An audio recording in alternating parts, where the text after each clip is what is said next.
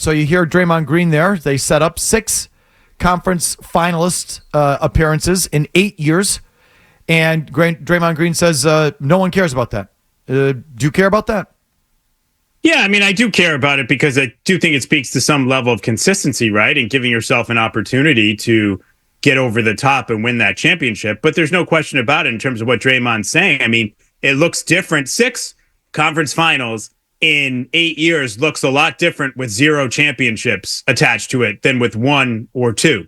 You know, it's sort of like the Patriots had that stretch of consecutive AFC title games, and it meant something because they were getting to the Super Bowls and then actually able to win some of them. So I think that's kind of the difference. You know, if you're getting there and you're winning a championship along the way, then it seems more impressive. When you're just getting there and you're not winning them, it's not as impressive. But, you know, you look back, you break it down, they're not all the same. I mean, one of those is with the Bridgie Celtics, and Isaiah Thomas doesn't play in the series. And so that shouldn't count against, that doesn't count against Jayson Tatum. So it's really 5 out of 7, you know, honestly, when you look at it with Tatum and Brown. That one shouldn't count against Tatum, the prior one before he even got to the team. So how do you feel about him at this hour?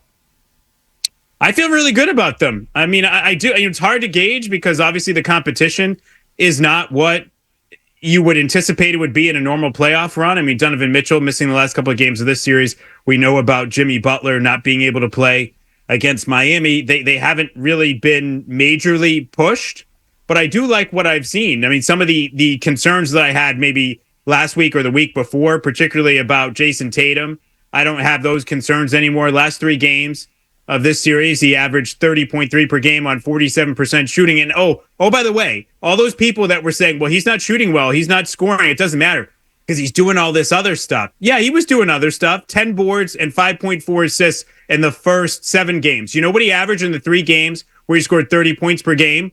Even more rebounds, 11.3, and even more assists. So can we be done with the silly narrative when he doesn't shoot well, that it's because he's doing a bunch of other things? Because he went out, shot the way he normally shoots, scores the way he normally scores, and still did all the other stuff he was doing before. So he wasn't doing all that other stuff in replacement of scoring. That wasn't happening. He's a superstar. He's one of the best players in the league. He can score and still do all the ancillary stuff he was doing before. So we can dispatch with that completely bogus baby Celtic fan narrative. And play defense, Chris.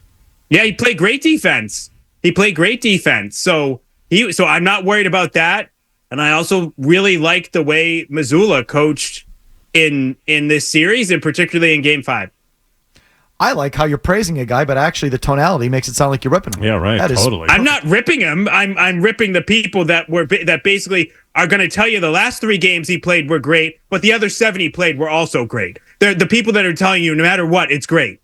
So, you know, when he scores 30 and shoots the ball well, in fact, he had his highest shooting percentage of the playoffs in this game the other night, and he almost had a triple-double. He really should have. He played a great game. He did. He played a good game that night. I agree. He did. And I don't expect him to do that every night. Don't get me wrong. But when it's like 7 straight games where he's shooting basically under 40% from the field, you know, on the whole, and you're sitting there making excuses, it's like, well, okay, what does it look like when he plays really well? Like, how do we praise him when he plays? And he's playing really well. So I'm not ripping him. I'm ripping the people that were sort of, you know, saying, oh, do you watch the games? Like, all you care about is scoring. You're a casual. Yeah. Uh-huh.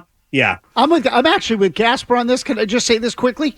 Like I'm totally with Gasper. Have we ever looked at the great players and said, well, yeah, Jordan didn't shoot well tonight, but you know, that's because he was getting rebounds and assists. Who the hell ever said that? You expect nobody. No, and again, I'm picking the greatest player of all time, but you look at them and say, no. That's not the deal. The deal is you're supposed to do it all. That's what makes you great.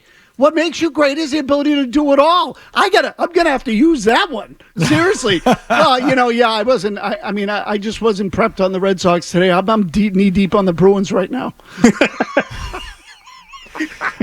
Gasper, doesn't work. How do you assess the field? Well, go ahead. The field? Finish up. No, but I said I do want to give Mazzulla his flowers too. Yeah, you know, I'm giving Tatum his flowers, but I think you got a lot of people, myself included, at times have questioned Joe Mazzulla, and is he sort of the weak link, and is he a liability? I thought he outcoached JB Bickerstaff in this series. And really, I thought his adjustments in game 5 were excellent. He took the threes away from Cleveland.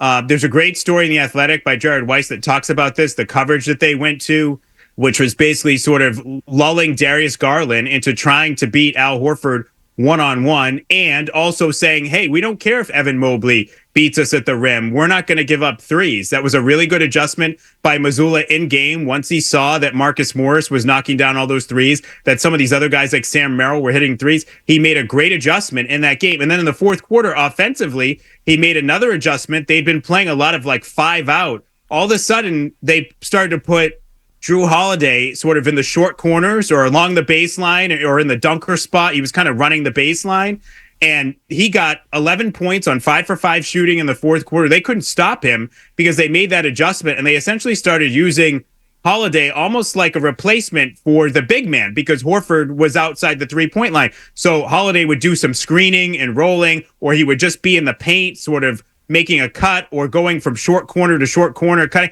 and he got a bunch of easy shots, and Cleveland never figured it out. It was a great adjustment by Mazzulla. I like the way he uses timeouts in game 5.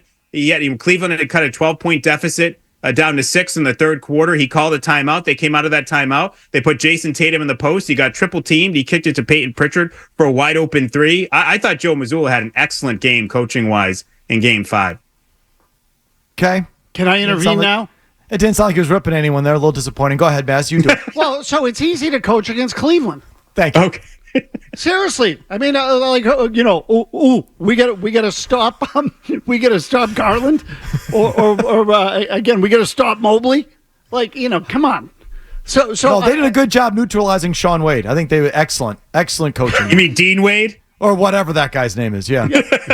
Bobby Wade.